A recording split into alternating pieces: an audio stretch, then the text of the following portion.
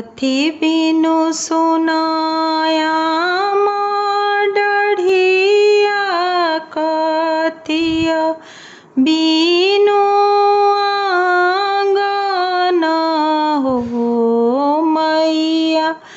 कथी बिनु सुन देव घरवा देव घरवा मैया के ना शोभेला।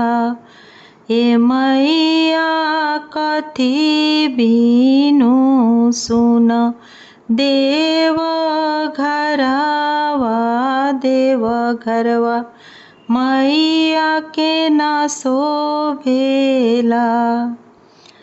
कोइलरी बिनु सुनाया डढ़िया बालक बिनु आंगन हो मैया।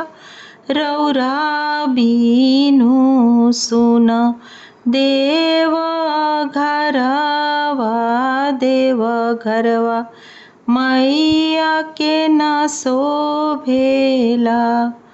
ए मैया रौरा बिनु सुन देव घरवा देव घरवा मैया के ना शोभेला।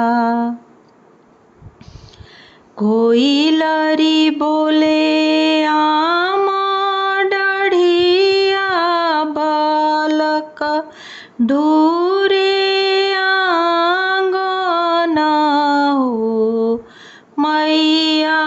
रौरा मैया बैठी देव घरवा देव घरवा मैया के भले शोभे।